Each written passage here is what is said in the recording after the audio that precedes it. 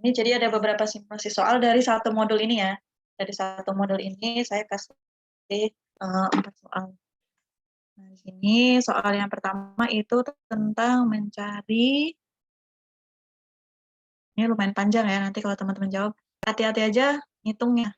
Hitungnya hati-hati, di sini yang ditanyainnya standar deviasi, membandingkan standar deviasi pertama, kemudian standar deviasi kedua. Kemudian nomor 2 itu tentang peluang. Ini tentang peluang. Nomor 3 tentang hipotesis, ini ada di modul 7. Kemudian nomor 4 yang baru bahas kita tadi ya, tentang hipotesis dua populasi.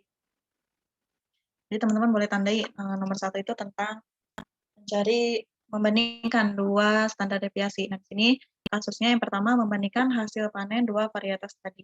Nah, di sini soalnya produktivitas padi varietas IR64 dan Cisadane dalam ton per hektar pada kegiatan peningkatan mutu intensifikasi atau PMI di 16 kabupaten di Jawa Barat adalah sebagai berikut.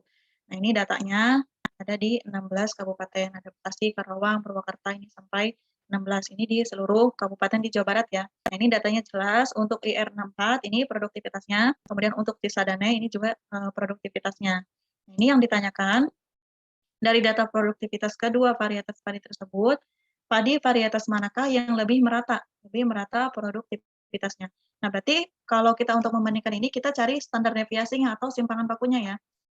Jadi kalau kita disuruh membandingkan antara dua sampel, kayak di sini kan sampelnya berarti antara padi IR64 dan padi Cisadane ini, kita mencari yang lebih unggul yang mana. Nah, berarti kita cari simpangan bakunya atau standar deviasinya. Jelaskan jawaban Anda berdasarkan nilai-nilai statistik yang diperoleh dari informasi produktivitas padi tersebut. Nanti teman-teman boleh latihan ya. Ini boleh dihitung ulang, siapa tahu saya ada yang salah hitung. Nah, ini untuk nomor 1 atau nomor yang pertama. Di sini kita kan di sini mau mencari standar deviasi ya. Nah, ada di sini standar deviasi pertama untuk standar deviasi R6, kemudian standar deviasi kedua untuk Cisadane. Kalau mau diurai satu-satu boleh, tapi di sini saya pakai tabel aja yang lebih mudah. Jadi kita cari dulu rata-rata untuk IR64, jumlahnya dulu ya, sigmanya dulu, jumlah untuk IR64 produktivitasnya. Itu jumlahnya ada 98,6. Nah, ini 98,6 Bapak 98,4.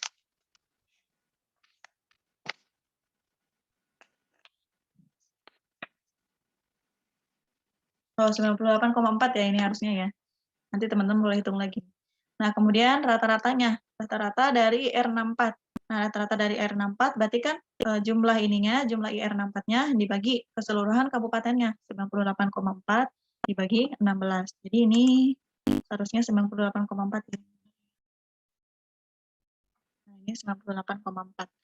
98,4 dibagi 16. Jadi rata-rata untuk produktivitas varietas padi R6 itu 6,15. Nah, kemudian kita cari nilai jaraknya atau variansinya dari X dikurangi X bar kuadrat. Nah, berarti 5,9 dikurangi 6,15 dikuadratkan. Nah, ini hasilnya. Nah, teman-teman boleh cari ini, kemudian kita cari sigmanya, sigma dari X dikurangi X bar kuadrat. Ini bisa ditulis ya di sini X1 dikurangi X bar 1 kuadrat. Ini kan kita misalkan produktivitas IR64 itu sebagai populasi pertama atau sampel pertama ya. Nah, kemudian untuk yang Cisadane. Untuk yang Cisadane juga sama, teman-teman cari dulu jumlahnya berapa, 91,4, ini dijumlahkan, kemudian dicari rata-ratanya. Nah, rata-ratanya kita dapat 5,7125 atau mau sampai 5,71 boleh. Nah, kemudian sama dicari jaraknya. Nah, dicari X2 dikurangi X bar 2 kuadrat. Nah, berarti 5,4 dikurangi 5,7125, nah dikuadratkan. Ini hasilnya dijumlahkan juga. Dijumlahkan kita dapat 3,2582. Nanti teman-teman boleh hitung lagi ya ini untuk latihan. Nah, kemudian setelah kita dapat rata-rata, kita kan bisa mencari standar deviasi atau simpangan bakunya. Standar deviasi kan berarti akar dari variansi. Kalau variansinya kan berarti nggak usah diakar ya, karena ini standar deviasi berarti kita akarkan. Nah, untuk yang pertama, standar deviasi pertama untuk IR64. Nah, kita akarkan sigma X dikurangi X bar kuadrat dibagi N-1. Nah, berarti kan kita pakai yang produktivitas si IR64. Nah, tadi kan kita udah menghitung ya di sini. Nah, karena kita udah menghitung di tabel ini lebih gampang.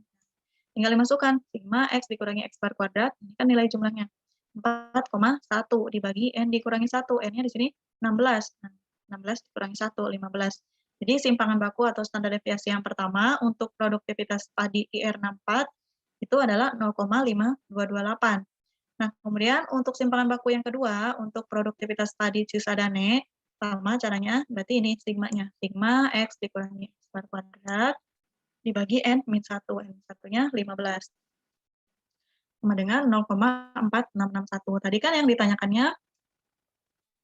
ditanyakannya itu padi varietas manakah yang lebih merata produktivitasnya. Nah, berarti kita karena sudah dapat simpangan bakunya atau standar deviasinya dari kedua varietas itu, berarti kita bisa membandingkan. Nah, di sini teman perhatikan, karena simpangan baku kedua lebih kecil ini kan nilainya lebih kecil ya, 0,4661 lebih kecil dari 0,5228. Nah, berarti padi varietas Cisadane lebih merata produktivitasnya dibandingkan varietas IR6. Jadi nilai simpangan baku yang lebih kecilnya itu berarti dia yang lebih merata.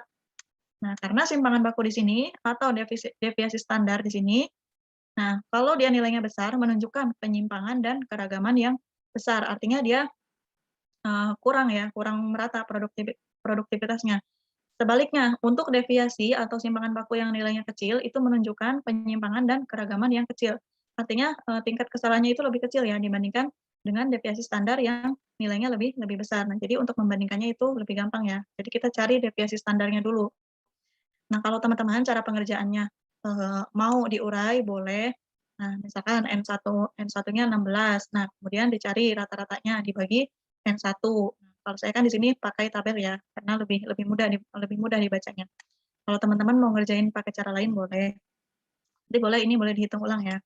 Nah, kemudian soal yang kedua. Nah, ini soalnya simpel kan? Kita hanya membandingkan dua deviasi standar atau dua simpangan baku. Nah, dicari mana yang lebih merata atau biasanya dicari yang mana yang lebih unggul produktivitasnya gitu. Nah, kemudian soal nomor 2 di sini ada soal peluang. Nah, soal peluang ini biasanya pakai soal teorema Bayes ya. Nah, di sini sama saya pakai yang diketahuinya itu teman-teman boleh lah cara pengerjaannya boleh berbeda, tapi hasilnya pasti akan sama. Nah, di sini untuk soal peluang itu kita pakai yang teorema Bayes. Di sini diketahui untuk kasusnya itu pemilihan rektor. Dalam pemilihan rektor suatu perguruan tinggi, 3 orang misalkan berinisial A, B, dan C mendaftarkan diri untuk menjadi rektor. Peluang A terpilih adalah 0,2. Nah, berarti di sini saya diketahui misalkan A, B, C peluang rektor terpilih, kemudian S-nya peluang yang mensejahterakan pegawainya. Nah, di sini PA-nya peluang A terpilih sama dengan 0,2. Kemudian peluang B terpilih sama dengan 0,5. Jadi jangan lupa ya kalau ngerjain soal dicari dulu yang diketahuinya. Kemudian peluang C terpilih adalah 0,3. Jadi PC-nya sama dengan 0,3. Nah, ini kalau kita jumlahkan itu sama dengan 1. Ingat ya, ini syarat peluang atau aksioma peluang. Nah, kemudian kita yang diketahui apalagi nih? Yang diketahui adalah peluang bersyaratnya. Nah, tadi sampai sini ya, peluang terpilih C 0,3. Jika A terpilih, maka peluang untuk menaikkan kesejahteraan pegawainya adalah 0,8. Jadi peluang si A terpilih, dia akan menaikkan kesejahteraan pegawai atau di sini peluang menaikkan kesejahteraan, ini kan saya misalkan S ya. Nah, teman-teman mau dimisalkan K, boleh juga. Nah, di sini saya misalkan S adalah peluang mensejahterakan pegawainya. Di sini peluang menaikkan kesejahteraan atau S jika rektor yang terpilih. Di sini misalkan rektor A yang terpilih, dia peluang mensejahterakannya itu adalah 0,8. Nah, kemudian peluang untuk menaikkan kesejahteraan pegawai apabila B terpilih. Apabila B terpilih adalah 0,2. Nah, kemudian kalau C terpilih, dia akan menaikkan kesejahteraannya itu sebesar peluangnya 0,4. Nah, bila setelah pemilihan diketahui bahwa ada kenaikan kesejahteraan pegawai, siapa yang terpilih tidak diketahui informasinya. Berarti ini bisa yang terpilihnya itu A, B, atau C. Nah, berapakah peluang bahwa C yang terpilih? Nah, ini kita pakai teorema Bayes. Ini teman-teman udah dapat juga kan soal teorema Bayes, ada di tugas juga kan. Nah, ini karena kita tadi kan sudah menjelaskan ya yang diketahuinya, berarti yang pertama sebelum kita mencari peluang C yang terpilih akan menaikkan kesejahteraan, kita cari dulu nilai PS-nya atau nilai peluang kesejahteraan. dari semua rektor yang terpilih, misalkan dari PA. Nah, ini kan kalau pakai teorema Bayes kita punya PS sama dengan PA dikali PS bersyarat A, ditambah PB dikali PS bersyarat B, ditambah PC dikali PS bersyarat C. Ini teman-teman ingat-ingat lagi ya teorema Bayesnya. Ada di modul 3 atau modul 3. Dari modul 3. Nah, ini karena kita yang ditanyakannya C, berarti kita harus cari dulu nilai PS-nya. Kalau yang ditanyakannya A atau B, sama, kita harus mencari nilai PS-nya untuk mencari nanti di fungsi bersyaratnya, peluang bersyaratnya. Nah, ini kita masukkan angka-angkanya 0,2 dikali 0,8, ditambah 0,5 dikali 0,2, ditambah 0,3 dikali 0,4. Ini kita dapat 0,38. Nah, kemudian tadi kan yang ditanyakannya berapakah peluang C terpilih, dia akan menaikkan kesejahteraan. Nah, berarti kita cari PC bersyarat S. Nah, kita masukkan rumusnya PS bersyarat C dikali C, karena ini kan ditanyakannya C ya, dibagi PS. Tadi kita udah ketahui PS-nya. PS-nya sama dengan 0,38. Atau kalau teman-teman mau dari sini langsung peluang C terpilih, berarti PS bersyarat C dikali PC dibagi. Nah, ini kita urai. P dibagi PA dikali PS bersyarat A, ditambah PB dikali PS bersyarat B, ditambah PC dikali PS bersyarat C. Tapi saya lebih enak ini dicari dulu, jadi nanti di sini tinggal dimasukkan angkanya. 0,4 dikali 0,3 dibagi 0,38 sama dengan 6/9. Udah selesai, karena yang ditanyakannya hanya C di sini. Peluang C terpilih. Kalau yang ditanyakannya B, berarti pakai rumus yang B. PS bersyarat B dikali PB dibagi PS. Kalau yang ditanyakannya A, PS bersyarat A dikali PA dibagi PS. Sama rumusnya, tinggal apa yang ditanyakan. Kira-kira bisa lah nomor 1, nomor 2 masih gampang ya. Tentang standar deviasi, rata-rata, peluang.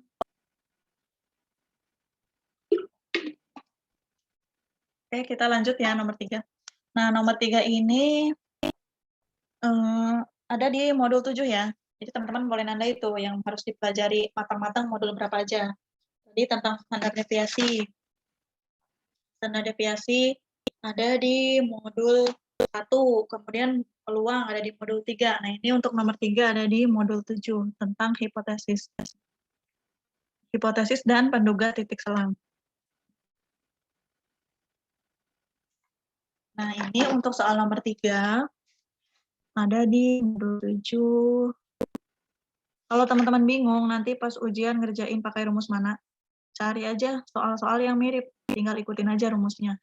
Atau identifikasi dulu yang diketahuinya apa, nanti tinggal cari soal yang mirip. Nah, ini nomor 3. Badan Pengawas Obat dan Makanan, Badan POM, ingin mengetahui kadar nikotin dari salah satu merek rokok produksi perusahaan baru. Untuk maksud tersebut, petugas Badan POM mengambil sampel sebanyak 20 batang rokok. Nah, ini N-nya kecil ya. Kalau N kecil, ingat tadi pakai distribusi apa. Dan diperoleh rata-rata kadar nikotinnya 2,6 mg dengan simpangan baku sampel. Simpangan baku sampel berarti S atau sigma nih yang diketahui, 0,9 mg. Jika diasumsikan bahwa kadar nikotin menyebar normal atau berciri normal, pertanyaan yang pertama, tentukan selang kepercayaan 90% rata-rata kadar nikotin sesungguhnya dari rokok merek tersebut. Nah, di sini yang pertama, kita cari dulu yang diketahuinya. N-nya 20, rata-ratanya 2,6, kemudian simpangan baku sampelnya 0,9, alfanya 100 dikurangi 90% atau 10%. Nah, alfa dibagi 2-nya 0,05. Di sini kita kan mau mencari penduga titik ya, atau penduga selang kepercayaan, interval kepercayaan. Nah, di sini kita ketahui dulu, kita harus pakai T apa pakai Z nih. Karena N-nya kurang dari 30, di sini kan N-nya kecil ya, 20, dan simpangan bakunya tidak diketahui atau simpangan baku populasi tidak diketahui. Di sini kan yang diketahui simpangan baku sampel, yaitu 0,9. Maka kita menggunakan distribusi T. Nah, jadi kita nanti mau mencari tabelnya ke tabel mana? Tabel T kah atau tabel Z? Jadi kita identifikasi dulu N-nya lebih kecil atau lebih besar, kemudian simpangan bakunya apa yang diketahui? Simpangan baku sampel kah atau simpangan baku populasi? Nah, karena di sini yang diketahui simpangan baku sampel, berarti di sini S, kemudian N-nya kecil. Karena N kecil kita pakai T. Nah, di sini berarti tabel T-nya T alfa per 2, N-1, ini jangan lupa ya derajat kebebasannya. T alfa per 2-nya tadi 0,05, N-1-nya tadi kan N-nya 20.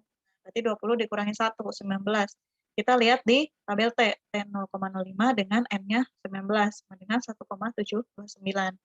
Nah, berarti selang kepercayaan 90% rata-rata kadar nikotin sesungguhnya dari rokok merek tersebut adalah, nah ini teman-teman bisa lihat di penduga titik dan selang untuk proporsi di modul 7 ya. Nah, tinggal lihat aja, tinggal dimasukin angka-angkanya. X barnya 2,6 dikurangi T alfa per 2 N min 1-nya 1,729 dikali S-nya simpangan baku sampelnya 0,9 dibagi Rn, N-nya 20. Kurang dari mu, kurang dari 2,6 ditambah 1,729 dikali 0,9 dibagi akar N. Akar N-nya tadi 20. Nah, ini berarti nah kita tinggal kalikan aja ya, 2,6 dikurangi, ini dikalikan 0,348. Nah, kemudian yang sebelah kanannya 2,6 ditambah, ini sama kita kalikan 0,348. Nah, berarti di sini penduga selangnya itu antara 2,252 sampai 2,942. Nah, ini kita kasih kesimpulan. Jadi, selang kepercayaan 90% rata-rata kadar nikotin sesungguhnya dari rokok tersebut adalah 2,252 kurang dari mu kurang dari 2,942. Jadi jangan lupa ya kalau udah selesai ngitung, dikasih kesimpulan. Dikasih kesimpulannya apa? Jangan udah sampai selesai hitung, udah aja. Nah, jadi karena di sini kita metode statistik, berarti kita kasih kesimpulan, kasih ketahui, dicari tabelnya pakai tabel apa, kemudian terakhir dikasih kesimpulan. Nah, ini soal-soal ini sebenarnya modelnya nggak akan berubah ya. Kalau nggak pakai T, ya berarti pakai Z. Tinggal lihat aja N-nya lebih besar atau lebih kecil. Nah, kemudian yang B. Jika dianggap simpangan baku kadar nikotin sesungguhnya atau populasi itu 0,4 mg, tadi kan di sini kita punya simpangan baku sampel. Nah, untuk yang B ini, dia diketahui lagi baru simpangan baku sesungguhnya untuk semua populasi. Nah, berarti dia bukan sampel. Berapa besar sampel yang diperlukan bila ingin percaya bahwa 95% penduga rata-rata sampel tidak melebihi 0,01 mg. Perbedaannya dari nilai rata-rata kadar nikotin sesungguhnya. Nah, berarti kita di sini mencari N ya, mencari sampelnya. Nah, di sini teman-teman boleh lihat di modul yang latihan halaman 7.27. Nah, di situ ada nomor 3 ya, halaman 7.27 nomor 3. Nah, itu simpangan baku populasinya dia diketahui 0,3. Nah, jadi teman-teman bisa lihat kan model soalnya itu nggak akan jauh dari soal-soal latihan di modul. Nah, di sini tapi kalau yang nomor 3 yang di modul ini, dia kan pakai tabelnya Z ya, karena di sini populasinya besar kalau untuk yang latihan di modul. Nah, karena di sini kita sedang berbicaranya N-nya kecil, N-nya kurang dari 30, berarti kita pakainya T. Nah, caranya sama, selang kepercayaannya alfa berarti 100 dikurangi 95%. Tadi kan di sini percaya bahwa 95%. Jadi alfanya 5%. Alfa dibagi 2, 0,025. Kita cari lagi di tabel T 0,025 dengan derajat kebebasannya N min 1-nya, 20 dikurangi 119, itu sama dengan 2,093. Nah, berarti N-nya sama dengan, kita tinggal masukin nih angkanya, T 0,025, nah di sini 19, tadi angkanya 2,093. Dikali simpangan baku yang diketahui, simpangan baku populasi 0,4 dibagi. Nah, di sini mu-nya itu tidak boleh kurang dari sama dengan 0,01 mg. Nah, kita masukkan mu-nya 0,01 mg. Nah, ini kita hitung, itu menghasilkan 7.009,0384. Atau kita bulatkan menjadi 7.009. Jadi, populasinya itu yang bisa digunakan itu 7.009 dengan selang kepercayaan 95%. Sampel acak 7.009 akan memberikan taksiran rata-rata yang perbedaannya itu di mana mu kurang dari 0,01. Nah, jadi teman-teman kalau yang ditanyakannya ini simpangan baku diketahui, simpangan baku populasi diketahui, terus disuruh nyari N-nya supaya dia perbedaannya mu-nya itu kurang dari berapa? Misalkan kurang dari yang di modul kan kurang dari 0,05. Nah, yang di modul yang di latihan itu kurang dari 0,05. Berarti tinggal dimasukin mu-nya 0,05 karena di sini kan mu-nya 0,01, berarti dimasukin 0,01.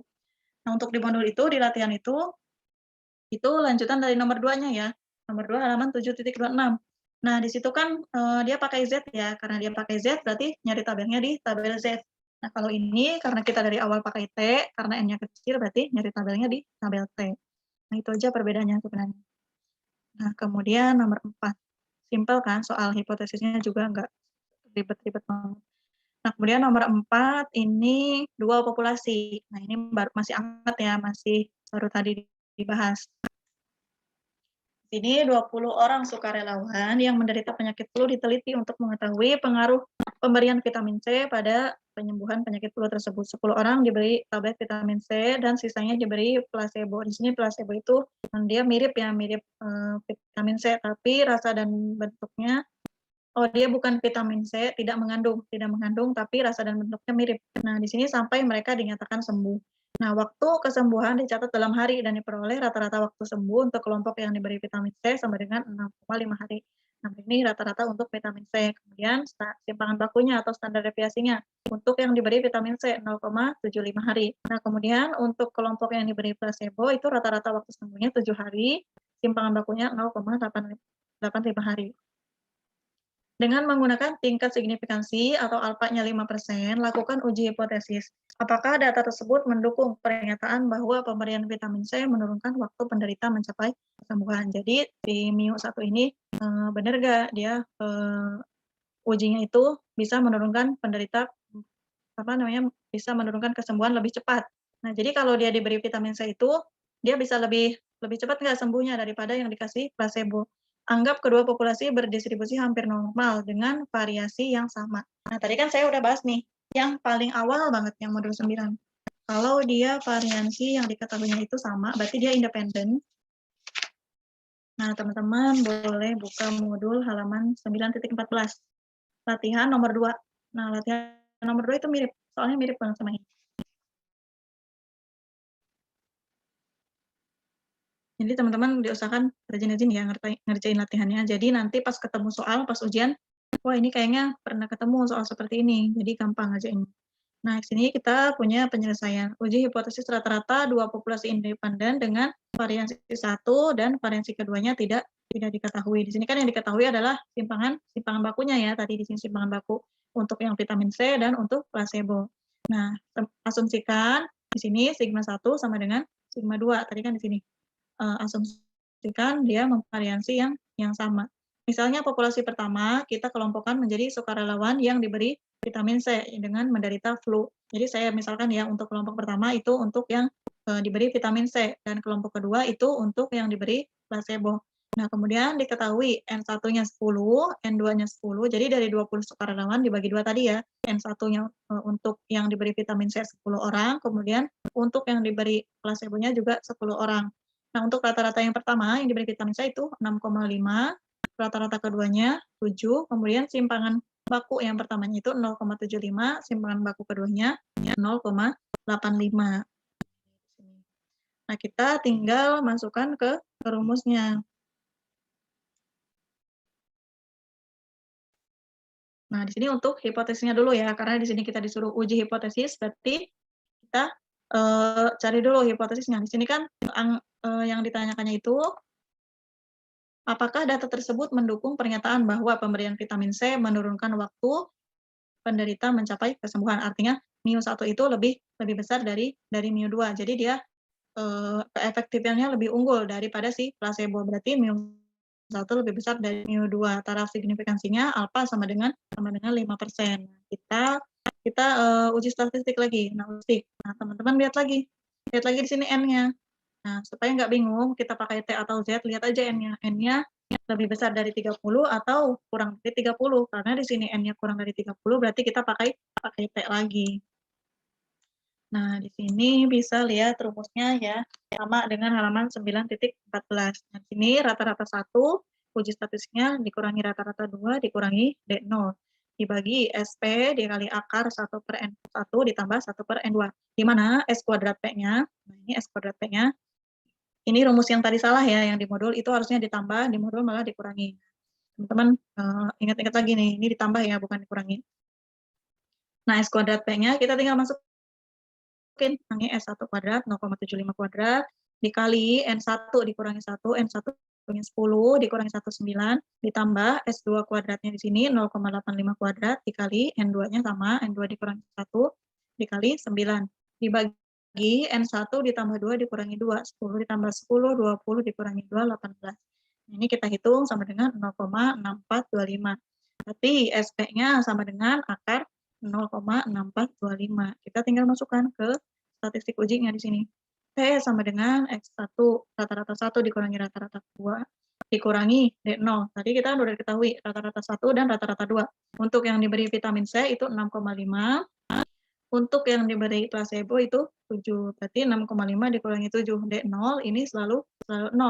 Dibagi SP. SP-nya tadi kita udah hitung ya. Akar 0,6425 dikali akar 1 per N1 ditambah 1 per N2. 1 per 10 ditambah 1 per 2. Nah, ini hasil T hitungnya, min 1,3942. Nah, kemudian daerah kritisnya. Daerah kritisnya itu T lebih besar dari T alfa. Ini kan ujinya satu arah ya. Uji satu arah karena di sini sininya kita hipotesisnya itu lebih besar. Berarti uji satu arah. Jadi alfanya nggak usah dibagi 2. Nah, teman-teman lihat sini, T lebih besar dari T alfa, N1 ditambah N2 dikurangi 2. Karena di sini 2 populasi, berarti jangan hanya N aja ya, karena N-nya ada 2, berarti N1 ditambah N2 dikurangi 2. Jadi 20 dikurangi 2, 18. Jadi T 0,05, alfanya tetap 0,05, 18. Ini bisa lihat di tabel T, nilai itu 1,734. Kemudian kesimpulannya.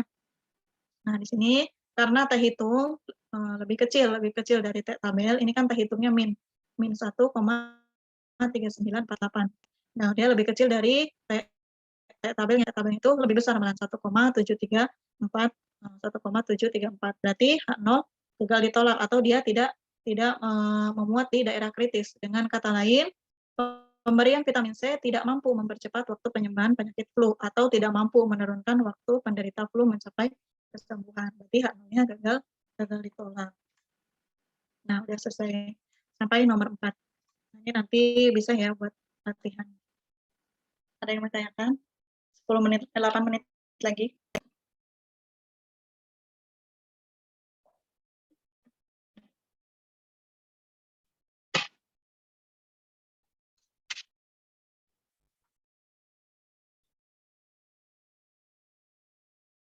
Ada yang mau tanyakan?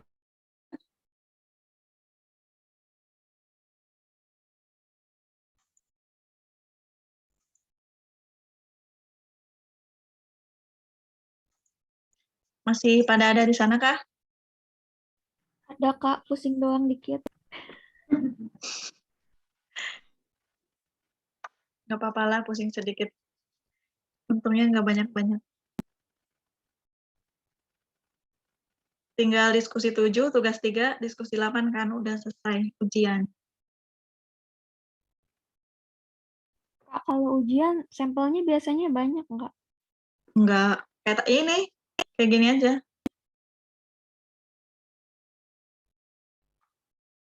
Soalnya pasti nggak akan jauh beda dari ini.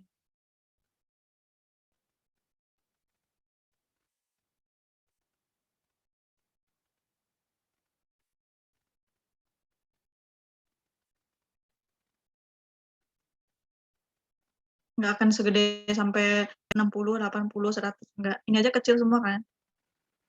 Kurang dari 30. Karena kurang dari 30 berarti kita pakai T. Kalau lebih dari 30 pakai Z. Sebenarnya itu aja sih yang ngebedain. Terus kalau simpangan baku sampel, simbolnya S. Kalau simpangan baku populasi, simbolnya sigma. Rumusnya mah kita tinggal cari aja di modul. Cari contoh-contoh yang mirip. Oke Kak, makasih Kak. Jadi ini pertemuan terakhir ya, minggu depan udah nggak ada lagi Zoom.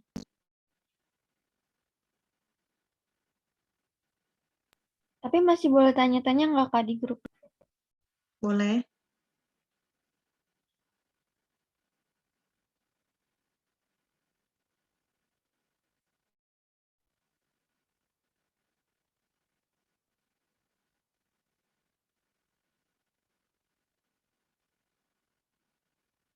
Gampang kan ya soal yang ini, yang 4 ini? Hitungannya masih gampang lah, nggak serumit yang dibayangkan. Tinggal hitungnya aja teliti, hitungnya yang teliti, hitung ini. Karena ini kan lumayan banyak nih. Ini sebenarnya metode statistik belum seberapa ya, nanti ketemu metode peramalan. Metode peramalan itu, wah angkanya parah. Angkanya rumusnya itu lebih parah. Ini metode statistik sebenarnya masih gampang banget. Nah, yang prodi statistik atau prodi matematik nanti bakalan ketemu metode peramalan, itu angkanya benar-benar kadang bikin pusing. Udah, N-nya itu gede banget, terus rumusnya itu beda-beda. So, ada yang mau ditanyakan lagi sebelum saya akhiri? Sebelum saya akhiri dan minggu depan udah nggak dengar suara saya lagi lewat Zoom. Ini pasti yang ikutan belajar bersama Zoom ini orangnya itu-itu lagi.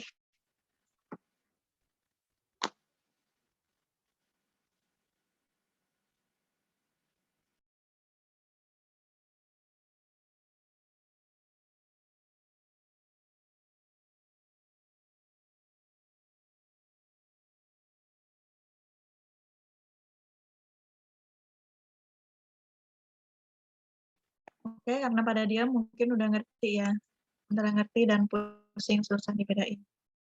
Saya akhiri aja ya. Terima kasih ya teman-teman. Saya mohon maaf kalau banyak kesalahan selama mengikuti belajar bersama lewat Zoom ini. Terima kasih untuk teman-teman yang sudah bergabung, yang sudah mau mendengarkan saya. Semoga nanti ujiannya lancar, dapat nilai memuaskan. Nah, pokoknya terima kasih, semangat terus. Jangan pantang menyerah, belajar terus ya. Oke, saya akhiri. Assalamualaikum warahmatullahi wabarakatuh. Selamat malam. Makasih, Kak. Ya.